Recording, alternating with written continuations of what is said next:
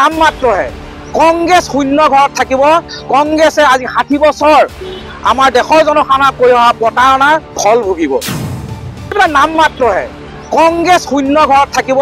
কংগ্ৰেছে আজি 60 বছৰ আমাৰ দেশৰ জনসাধাৰণক কৰি অহা প্ৰতাৰণাৰ ফল ভুগিব।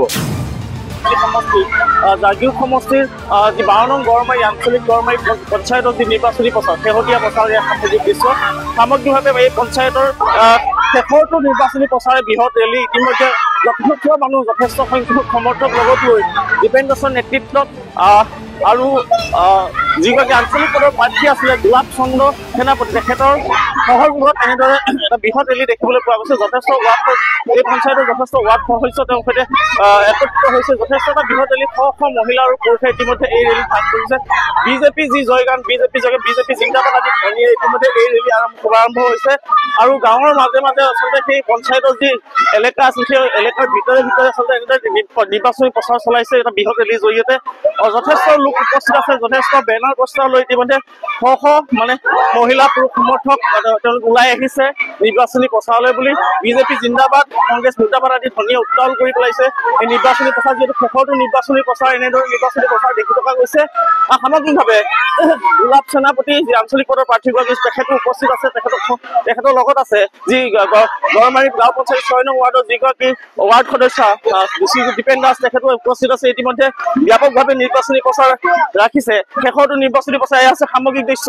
যথেষ্ট লোক ইতিমধ্যে লোকাৰণ্য হৈছে। যথেষ্ট পুৰুষ মহিলা ইতিমধ্যে সহযোগ কৰিছে এনেদৰে নিৰ্বাচনী প্ৰচাৰত। যথেষ্ট লোক আছে বুলি ক'ব লাগিব যিহেতু নিৰ্বাচনী প্ৰচাৰ শেষৰটো নিৰ্বাচনী প্ৰচাৰ এনেদৰে চলি আছে। আমি কিছু কথা পাতিম নিৰ্বাচনী প্ৰচাৰ কথা পাতিম। আমাৰ সৈতে দুজনকৈ ব্যক্তি আছে যিহেতু 6 নম্বৰ ৱাৰ্ডৰ যিগৰাকী ৱাৰ্ড সদস্য শ্ৰীযুত দীপেন দাস আমাৰ সৈতে উপস্থিত আছে। যি 12 নং গড়মাৰী গাঁও পঞ্চায়তৰ আঞ্চলিক পদৰ যিগৰাকী সদস্য পদৰ প্ৰাৰ্থী গোলাপ চন্দ্ৰ সেনাপতি তেখেতো আমাৰ সৈতে আছে। আমি কিছু সামগ্ৰিক কথা পাতিম। যিহেতু ৰাজনীতি শেহতীয়া নিৰ্বাচনী প্ৰচাৰ সমান্তৰালকৈ 12 নং জাগীৰ সমষ্টি যি অসমীয়া নৱবৰ্ষৰ শুভেচ্ছা জ্ঞাপন কৰিলো। আপোনালোকে দেখিছে ৰাইজে আজি কেনেকৈ স্বতঃস্ফূৰ্তভাৱে 5 সহস্ৰাধিক জনতাই জনাৰ্দন তেখেতলোকে আজি আমাৰ ভোট দিবৰ কাৰণে আগবাঢ়ি আহিছে। আৰু দেখিছে ন আমাৰ লগত সকলো পদুম ফুল আৰু কাপ প্লেটৰ ছবি আমাক সদায় জয় জয়কাৰ সকলোৱে কৰি আছে। সেয়েহে আজি দেখিছো যে আমি বিজয় নিশ্চিত। হয় এই মই কৈছো নাই জয় ইংগিত প্ৰিয় জয়কাৰ জয় ইংগিত শ্ৰদ্ধা হিমন্ত বিশ্ব শৰ্মাৰ জয় ইংগিত। আমাৰ সকলো পঞ্চায়তে আজি স্বতঃস্ফূৰ্তভাৱে প্ৰতিটো ৱাৰ্ডৰ পৰা প্ৰতিজন মেম্বাৰে আমি বিজয় লগ মাৰিবলৈ সক্ষম হ'ব।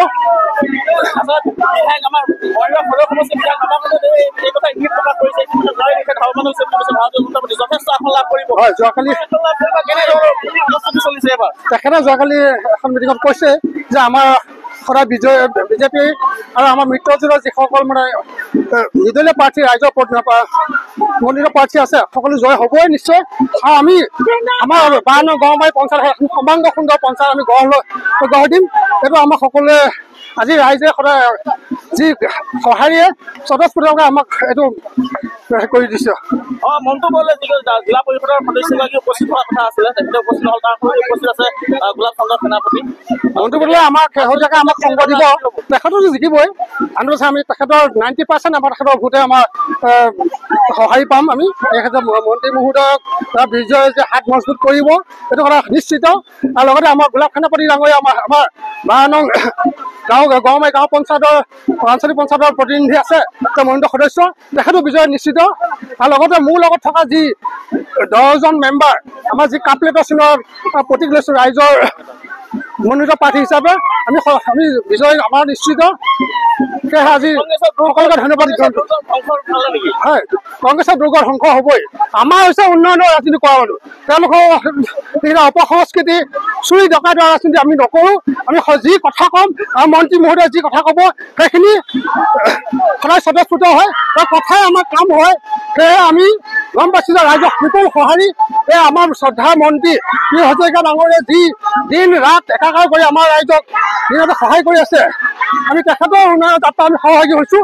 সেইকাৰণে আমি আজি সদায় আমি সকলোৱে বিজয় আনিবলৈ আমি সক্ষম হ'ম। নমস্কাৰ।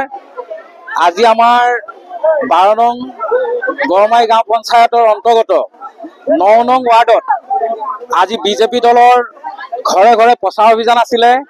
আপোনালোকে দেখিছে এই ৱাৰ্ডটোত আমাৰ 1100 ভোটাৰ আছে। তাৰে আমাৰ কিছু ভোটাৰ মৃত ভোটাৰো ইয়াত সংলগ্ন হৈ আছে আৰু বাহিৰতো বহু ভোটাৰ আছে। কিন্তু আজি দেখিছো স্বতঃস্ফূৰ্তভাৱে 600ৰো অধিক পুৰুষ মহিলা আহি আজি এই প্ৰচেছনত যোগদান কৰিছে। এইটোৱে দেখুৱাইছে যে এইবাৰ যি পঞ্চায়ত নিৰ্বাচন অসমত হৈছে, এই পঞ্চায়ত নিৰ্বাচনত মাননীয় মুখ্যমন্ত্ৰী হিমন্ত বিশ্ব শৰ্মাৰ নেতৃত্বত আৰু আমাৰ জাগিৰোড সমষ্টিত মাননীয় অসম চৰকাৰৰ মন্ত্ৰী তথা এই সমষ্টিৰ বিধায়ক জনপ্ৰিয় বিধায়ক পীযুষ হাজৰিকাৰ নেতৃত্বত যে আমাৰ ইয়াতে 29খন আঞ্চলিক পঞ্চায়ত আছে আৰু 290টা ৱাৰ্ড আছে আৰু 4টা জিলা পৰিষদ আছে। সকলোতে বিজেপি দলৰ প্ৰাৰ্থীসকল আৰু বিজেপি দলৰ সমৰ্থিত ৱাৰ্ড সদস্যসকল যে বিজয়ী হ'ব এইটো 100% নিশ্চিত হৈছে।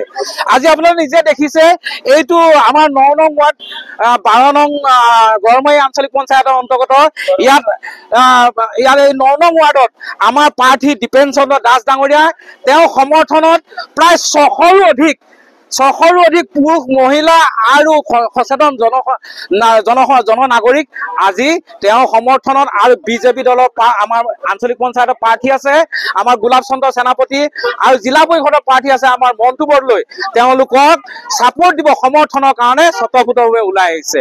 গতিকে আমি সকলোকে ধন্যবাদ জনাইছো। আমি আশা ৰাখিছো এইবাৰ যি অসমত নিৰ্বাচন হৈছে আপোনালোকে দেখিছে প্ৰায় 37টাতকৈ অধিক জিলা পৰিষদ আমাৰ বিজেপি দলৰ দখলত বিনা প্ৰতিদ্বন্দ্বিতা আহিছে। প্ৰায় 300ৰো অধিক আঞ্চলিক পঞ্চায়ত বিজেপি দলৰ দখলত বিনা প্ৰতিদ্বন্দ্বিতা আহিছে আৰু মানে হিচাপবিহীন ৱাৰ্ড সদস্য বিজেপি দলৰ সমৰ্থন ৱাৰ্ড সদস্য বিনা প্ৰতিদ্বন্দ্বিতা বিজয়ী হৈছে আৰু বাকী যিবিলাক প্ৰতিদ্বন্দ্বিতা হ'ব এইবিলাক নাম মাত্ৰহে। কংগ্ৰেছ শূন্য ঘৰত থাকিব। কংগ্ৰেছে আজি 60 বছৰ আমাৰ দেশৰ জনসাধাৰণক কৰি অহা প্ৰতাৰণাৰ ফল ভুগিব। ধন্যবাদ।